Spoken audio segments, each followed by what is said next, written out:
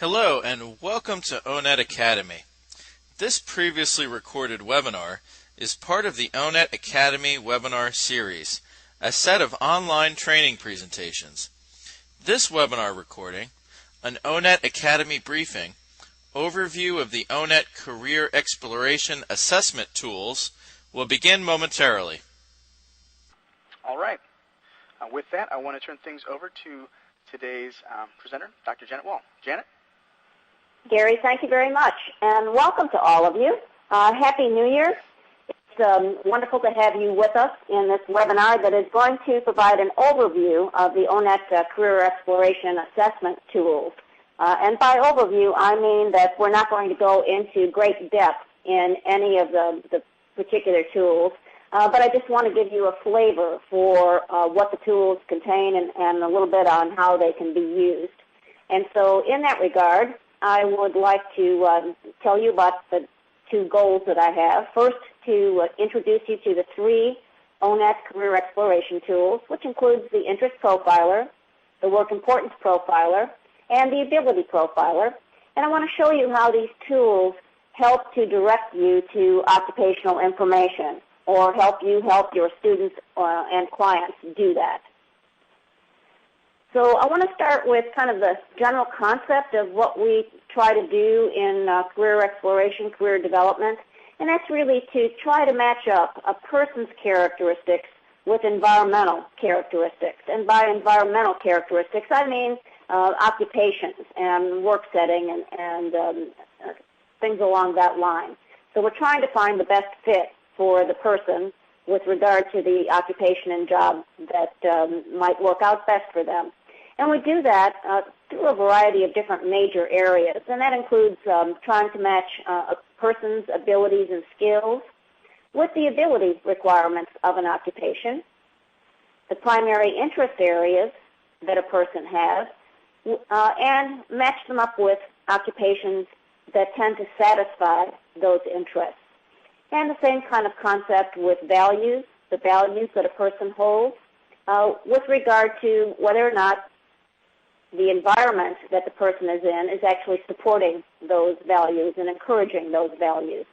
And then we have such things as style, personality, going along with the work style of the individual, and a person's beliefs versus the barriers with regard to the job environment or occupational environment. And clearly, assessment certainly helps to identify the person's characteristics.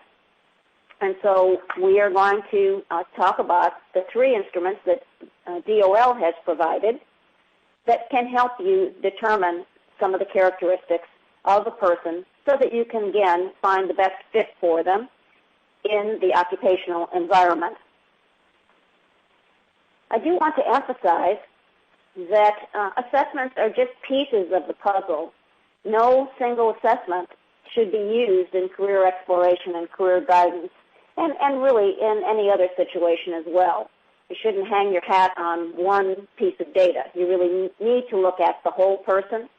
So in regard to the work development, career exploration, we need to include other information such as personality and motivation, preferences, emotional intelligence, and many, many, many others. In typical career development programs, they tend to focus on three major areas: a person's interests, what they like, a person's work values, or what they value, and their abilities, or what they know and can do, and so what they can bring to that occupation. And the ONET assessment tools provide a level of information in each of those three areas. So DOL created these instruments for use in career exploration and career counseling, not for job selection or selection into job training programs. And that's a very, very important aspect to remember throughout. So again, the results to be used only for career exploration and career counseling, not for job selection or selection into job training programs. All right, so let's get kind of a broad base here of what these three tools are about. Well, first we have the ONET Interest Profiler, which comes in a paper pencil format, and it measures work-related interests. A companion to that is the computerized version, which can be downloaded from onetcenter.org, and it can be actually utilized on a standalone computer or in a network situation. So it's something, it doesn't get scored by the Internet, but you can download it from onetcenter.org via the Internet and then have it operate on your computer or a set of network computers.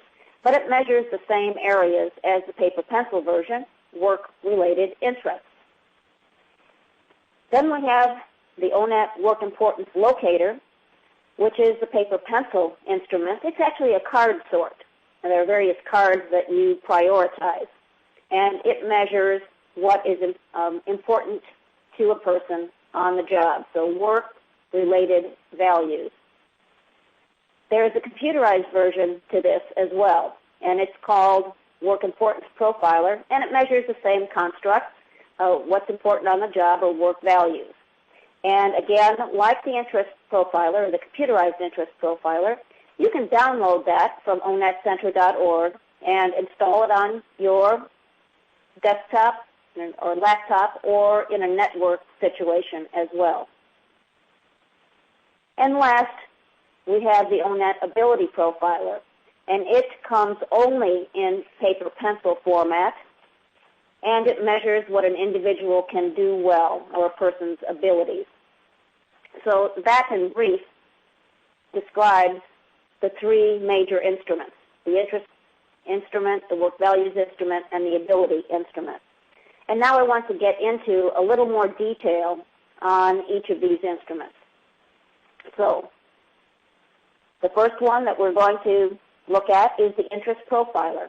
And again, this measures what interests you. And it actually measures 6 different areas relating to Holland's vocational personality theory. And Holland's theory is really, in its simple form, indicates that both people and occupations can be described according to 6 different types, or 6 different areas. And those areas are listed there: realistic, investigative, artistic, social, enterprising, and conventional. And so a person would take this instrument of the interest profiler or computerized interest profiler and get an idea of where they are dominant among those 6 areas. And really all of us have some interest in each of these 6 areas, but we tend to be more dominant in 2 or 3 of the areas as compared to the other 3. And then the whole idea is, if you are dominant in certain interest areas, you want to find an occupation that actually allows those interest areas to be satisfied. All right, let's take a look in a little more detail each of these 6 areas. And the first area is realistic. And this tends to be people and occupations that deal with things, with equipment, with animals, with tools, so kind of hands-on kinds of activities. And typical occupations in that area are construction workers, automotive mechanics, electricians and technicians, engineers, and architects. The next area is investigative. And these are the problem-solving kinds of people and occupations. So they like data, they like to analyze things, they like to hypothesize, they like to determine whether or not the hypothesis holds and come to some sort of conclusion. So typical occupations in the investigative area are computer systems analysts, archaeologists, forensic science technicians, and psychiatrists and surgeons, and certainly among others. And I had a question come in that I can address right now. Can you please repeat the web address where the test can be found? Yeah, you just go to onetcenter.org and look at career exploration tools, and that will lead you to the pages where you can actually find the instruments, download the instruments, and related reports and so on, users' manuals and thus and so. So onetcenter.org. Okay, so we've discussed realistic, investigative, and the third area measured is artistic. And artistic people, this is a pretty good descriptor. They are the creative types, the design people, the performing people. So typical occupations in this category are floral designers and graphic designers, actors and musicians, and creative writers. The fourth type are social. These are the helping individuals. They want to help people solve their problems. They want to do good things for other people. They want to make the world a better place. And so typical occupations are crossing guards, physical therapists, teachers, and psychologists. And I had a question come in, is there an aptitude testing facility with this program? I'm not sure I understand that question, so if you could clarify that further and send it back in, I would appreciate it. All right, the next area is enterprising. And enterprising are sort of the Donald Trumps of the world. They're people who like to lead people, people who like to sell ideas and things. They're sort of entrepreneurs of the world. And so typical occupations in this category would be door-to-door salespeople, real estate agents, chefs and head cooks, judges and lawyers. And the last category is called conventional. And these are people who really focus in on details. They like to make sure everything is spelled correctly, filed correctly, numbers add up perfectly, everything is lined up. And so typical occupations in this category include clerks and secretaries, computer operators, accountants, actuaries, and as you can see with that little graphic, a librarian would be in this category as well. So things that are filed correctly according to the numbers in the right place all the time. And so we have our 6 areas of realistic, investigative, artistic, social, enterprising, and conventional. After a person takes the instrument, they score it, or if they take the computerized version, it scores the results for you. And out of that comes a person's dominant interest areas. Again, basically, out of the 6 areas, you tend to get 2 or 3 that are more dominant than the others. That doesn't work for everybody, but for most people, that's what happens. On occasion, you get some people who have just one area that is strong and the others are weaker. On occasion, you do get kind of evenness across all 6 areas, or most of the 6 areas. But basically, it's 2 or 3 that come out stronger for most people. So once a person gets their results by computer or by self-scoring, the idea is to match it up to occupations. And with the paper-pencil version, what people are given is something called ONET Occupations Master List. And that's a listing of occupations that are provided according to each of the 6 areas. And so a person would go into that booklet, find their dominant interest areas, and see which occupations tend to match up with those interest areas. And this is done by job zone. And so the occupations are divided up according to job zone. And job zone is basically an indicator of the amount of education, training, and experience that tends to be required within that occupation. And it goes from a job zone of 1, which is at the very lowest level of education, training, and experience, all the way up through 5, which is the highest level of education, training, and experience. So a person basically is asked to select their job zone, perhaps current job zone, and a job zone that they aspire to in the future, particularly if they intend to continue on with their education and training and really have a career in the area. so they can find an occupation that matches not only their dominant interest areas, but also their current or desired job zone or amount of education, training, and experience. Now, the computerized version is great because it scores the instrument for the individual who's taken it, and it also provides them a listing of the occupations automatically. But again, the person has to select a job zone, and so they see the occupations that match their interest profile and also with the job zone that they selected. But they can change the job zone. They can take a look at all 5 job zones and the occupations that fit, or they can just select one.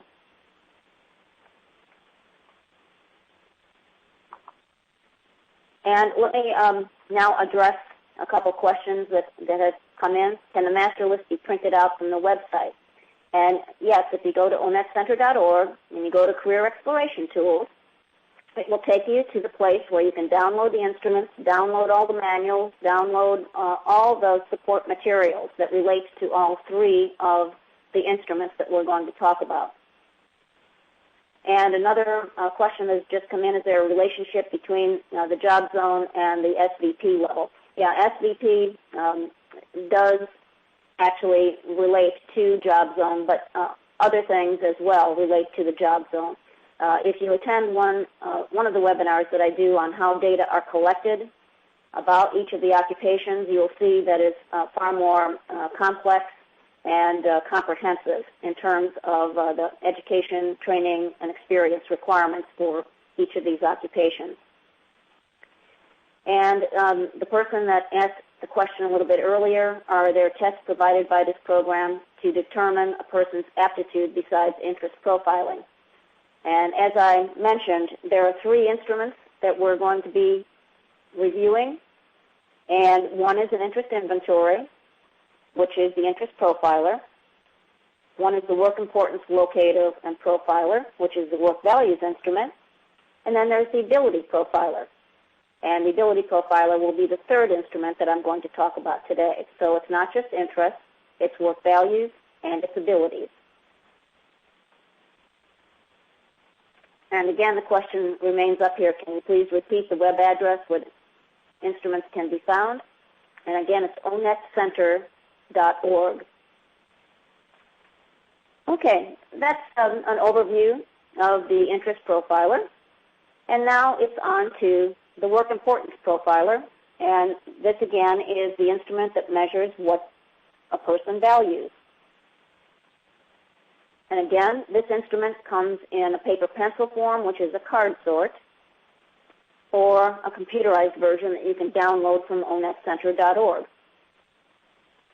It also measures 6 different constructs or areas. And the first is achievement. And that's basically seeing the results of your effort, letting you use your best abilities, having a feeling of accomplishment. And typical occupations in this category might be firefighters, police officers and detectives, airline pilots, surgeons. The next area is independence, and that's valuing the ability to do things on your own, make your own decisions, and set your own priorities and schedule. Typical occupations in this category might be sales representatives, talent directors, training and development specialists, astronomers, and so on.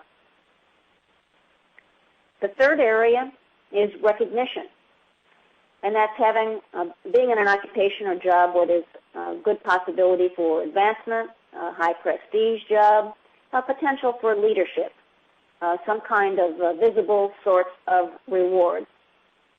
So typical occupations in this category might be models and athletes, education administrators, and music directors. The next R is relationships, and that's being in a situation where your coworkers are friendly, you're providing service to others, having a job that doesn't make you go against what you believe is right. And typical occupations in this category might be child care workers, occupational physical therapist assistants, librarians, and athletic trainers. Then there's support. And this would be situations where a person values a company that stands behind its workers, that the management style is comfortable, jobs and companies with a reputation of treating employees well. And typical occupations, office clerks, retail salespersons, machinists, and loan officers. And the W, which is working conditions. And this is having a situation where your pay, your lifestyle, your work style is compatible with what you want. And so occupations in this category might be telemarketers and agricultural inspectors, desktop publishers, and actuaries. So a person with the paper pencil version has a variety of what they call needs statements. And you might look at these needs statements and say, well, all of these are important to me. But the card sort makes you prioritize. It makes you decide which of the needs that are measured are most important to you and which are least important to you, even though all of them may be important. You have to decide which ones are at the top of your list and which ones are not at the top of your list. And from that, then, you get a feel for, after scoring, what a person's dominant work values are. And like with the interest inventory, once you have these dominant work values, you go to the master list, and you take a look at the occupations that are associated with each of the work values. And it also is divided up not only by the 6 areas that are measured, but also by job zone. And again, job zone is the amount of education, training, and experience that is typically required by an occupation, with a 1 that is low and a 5 that is high. And so here on this slide, we have the occupations that are associated with relationships, and I'm showing you just job zone 3 and job zone 4. And if you actually go to the master list, you see all 6 areas and all 5 job zones. Now, the computerized version is slightly different in its approach. It uses the same needs statements, but it asks you to rank and rate each of the needs statements. And so it's quite an extensive process, and it takes, I would say, probably a half an hour or so to do. But what is great about this is that the computer actually, or the program actually scores the instrument for you. And so like the interest inventory, the computerized interest profiler, a person gets their dominant interest areas. They are asked to select a job zone that they want to look at first, and then a listing of the occupations that match up with that particular profile of work values and also the particular job zone that they have selected. And again, they can change the job zone, so they can take a look at really all of the 5 job zone areas right from this screen. Now, what's handy to do on occasion is to combine a person's interests and work values along with their job zone to find out which occupations match up with all 3 of those areas. And so there is a document, again, that you can download from onetcenter.org that is called the Combined Master List. And it takes every interest area, every job zone, and every work value and provides a listing of occupations that match those 3 areas. So here on the screenshot that we have, I'm showing you job zone 2, social interest area, combined with the work value of achievement. Then the bottom half of the screen, I'm showing you job zone 3, for the same interest area and the same work value. So again, you can see it for all possible combinations. So we can see social and achievement for job zone 1, 2, 3, 4, and 5. We can see it for each of the 6 different interest areas and the 6 different work values according to all 5 job zones. Again, this allows a person to actually combine their interest and their work values along with their job zone preferences and use all 3 characteristics together.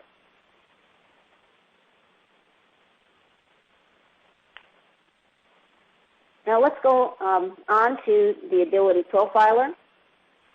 And this, again, is an instrument that measures what you can do or what are your work-related skills. And as I previously mentioned, this is only a paper-based instrument. Now, let me clarify. You can still download a copy of this instrument and print it out, just like you can with the other instruments.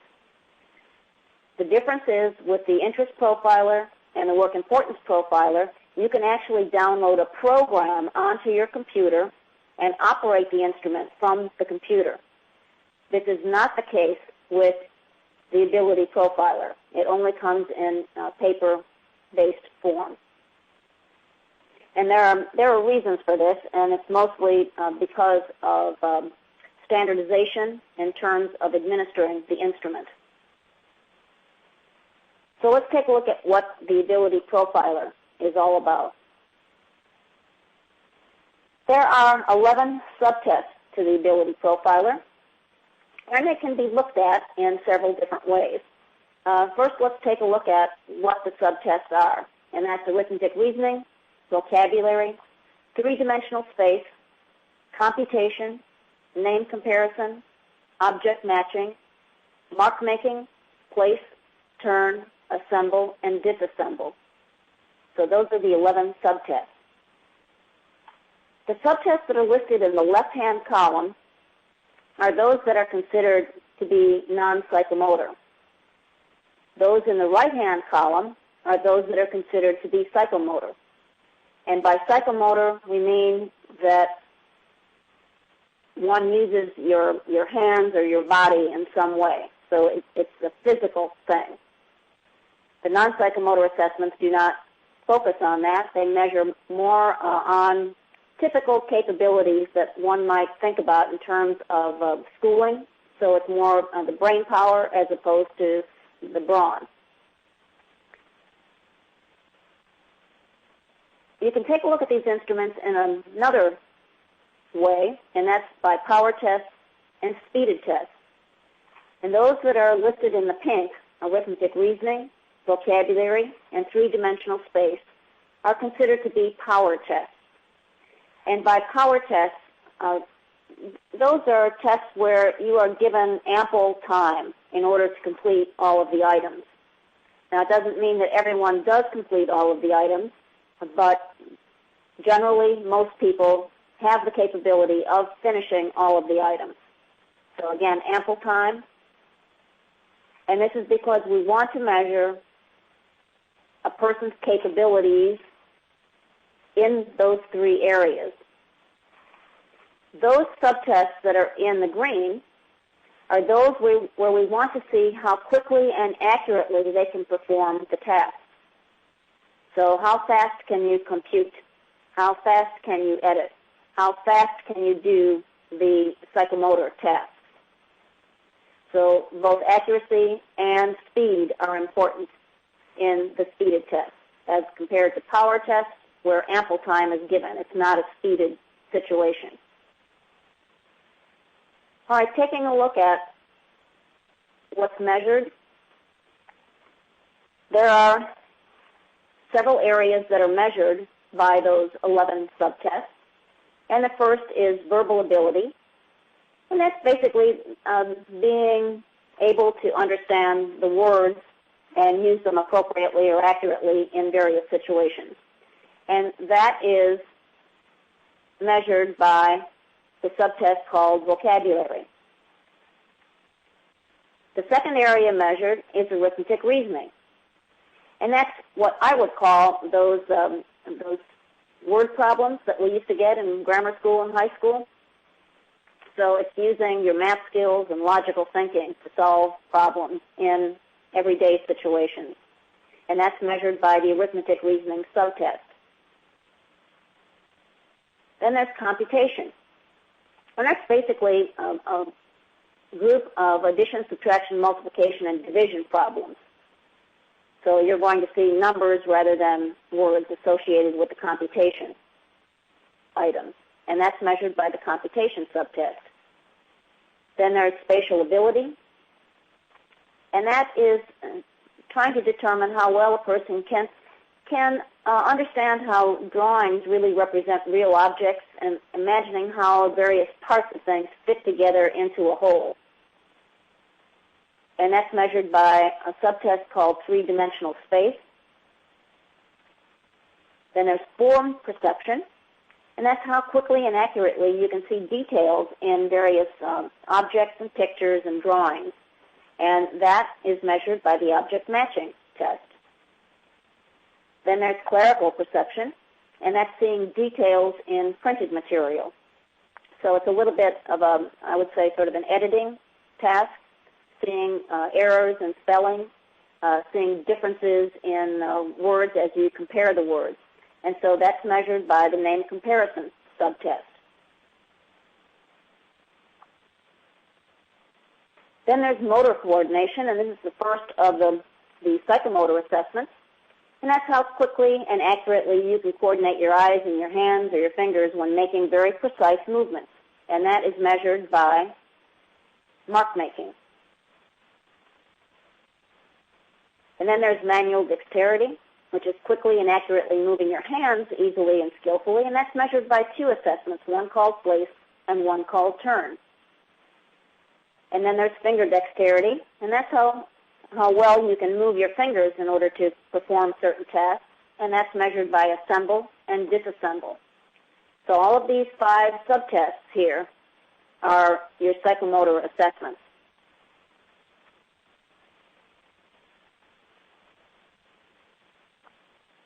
Let me go back a couple slides because a question came in that we need to address.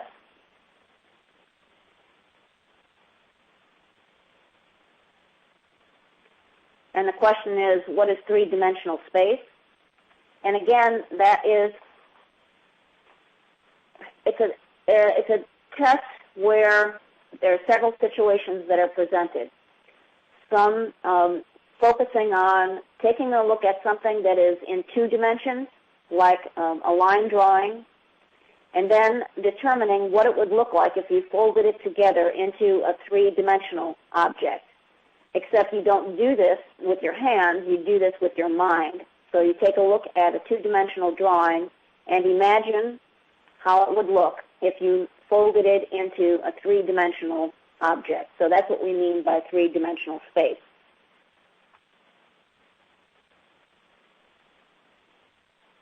All right, let me also address another question that's come in. Is there a charge to download? And all this is created by the U.S. Department of Labor, and so it is public domain. And so, no, you can download all this for free, just for using your time. And there was a question that came in, how is this test different from the CAPS? You basically have to take a look at various assessments. There are hundreds of assessments that are out there, and they all measure slightly different things. So you need to take a look at what is measured by each instrument and make a determination as to whether or not that's what you want to measure in a group of people that you are assessing or an individual that is being assessed. So there are similarities and differences among all of these options that are out there. And then another question that has come in, are colleges and junior colleges utilizing this program? If so, please provide user contacts. What I would suggest you do is to go to ONET Academy and register in ONET Academy, and there are places where you can actually find other people who are using the instruments and ask them questions and make suggestions and so on. So there are various communities that are supported. So onetacademy.com. Okay, another question has come in with regard to cost. How do we order the paper versions, and is there a cost? As I said, you can download all of these things for no cost.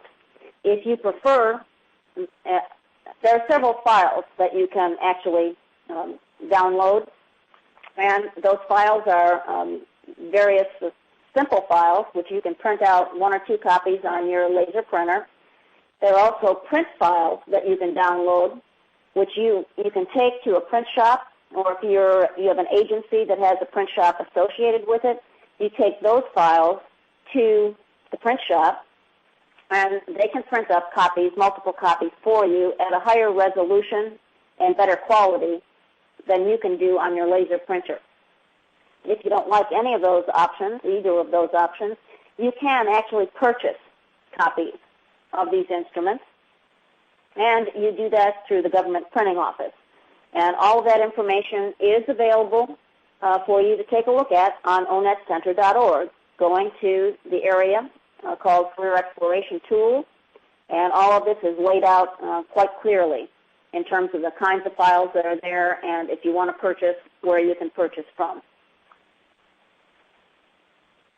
Okay, let me see about some of the other questions. I think I've addressed most of them. Where do you get the written tests? I'm not quite sure what that means. So if you want to clarify that question. I've addressed the paper versions and the cost.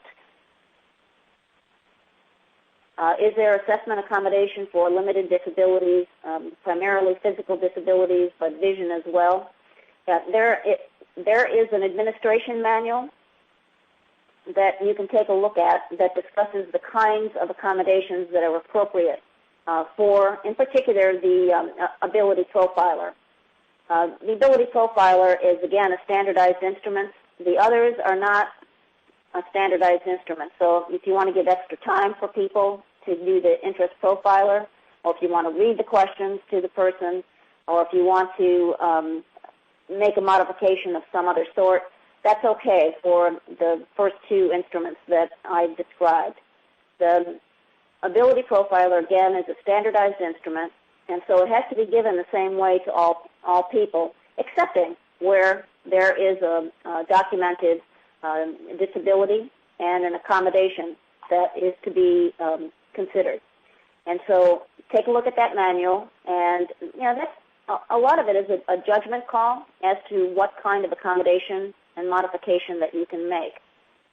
So take a look at that. And for those of you that are asking more detailed questions about the ability profiler, my suggestion also to you would be to come to webinars that we do on that instrument in particular. The ability profiler is fairly complex, and so we do a 3-session set of webinars, one on an overview of the ability profiler, one on how to administer the ability profiler, and one on how to interpret the ability profiler results. So there are 2 options for you. Come to one of the live webinars, and these are also recorded and can be listened to on from onetacademy.com. And so either option is just fine. With the live webinars, clearly you can ask questions that you can't with the recorded webinars. Okay, there's another question that is of a detail level on the ability profiler. I'm not sure exactly what the question is, but it's a question about the GATB, and I would say the GATB is sort of the forerunner to the ability profiler. But the ability profiler has all new questions, and there have been a variety of studies linking the ability profiler to the GATB standardization groups or norm groups, showing that we can use those same norms. However, additional studies have been also done to kind of prop up the norms and expand the norms to also include, say, some level of high school students as well. Okay, and then there's a comment. Texas, Arkansas, and Louisiana have included the computerized versions of the first two tools, which is the work values instrument and the interest profiler, in their OSCAR.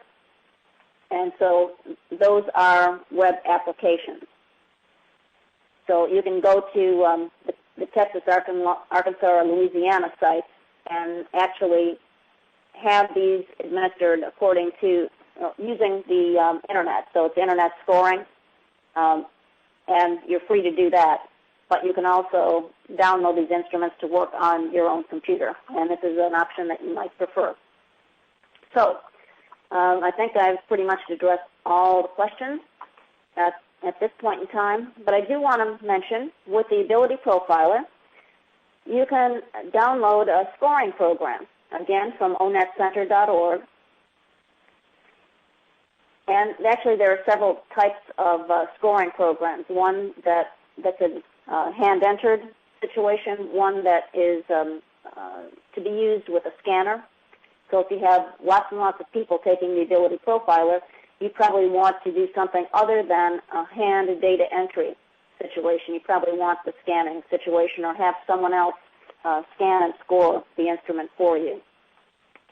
But what is kind of neat with the scoring procedures and with the kind of report that you get out of the Ability Profiler is that you can actually get a listing of occupations that match a person's profile in all 5 job zones. Okay, again, the person gets 5 different listings of occupations according to each of the 5 job zones, but each of the sets of occupations have the same profile or similar profile to the person's profile on the Ability Profiler.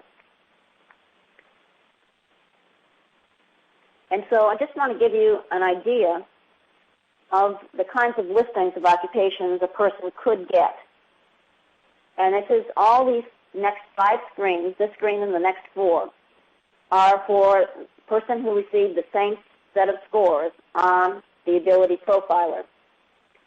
And so a person then, again, kind of looks at the occupational listings and then can pursue the occupation further using ONET Online, and I'm going to show you an example of that. So as I flip through these screens, take a quick look at the kinds of occupations that are on each of these screens, and we're starting with Job Zone 1, which is the lowest level of education, training, and experience, and we're going to go all the way up through 5. And I want you to see how the level of complexity or the cognitive demand is higher as we go up the job zone numbers. So here's Job Zone 1. Here's Job Zone 2.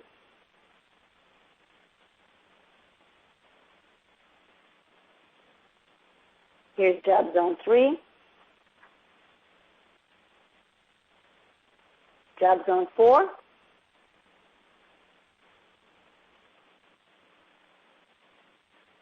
And Job Zone 5.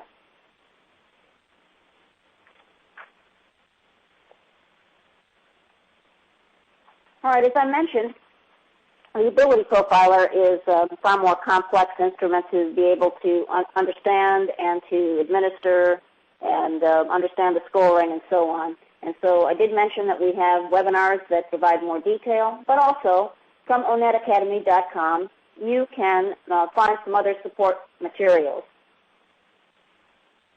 And the support materials include a self-assessment quiz where you can take the quiz, and it's only for you, and you will have that quiz scored, and you can see how well you do on each of the items, and the items deal with administering and scoring and interpreting the Ability Profiler. And if you get an item incorrect, what this will actually do is provide you the page number within one of the manuals for you to take a look at and read and clarify and understand what the correct answer is. And then there's a Lunch and Learn training packet that includes some PowerPoint slides, frequently asked questions, an administrator's checklist on what to do before, during, and after administering the Ability Profiler, and then some scenarios for group discussion to help you and your colleagues train yourselves about the Ability Profiler. And again, all that's available from onetacademy.com.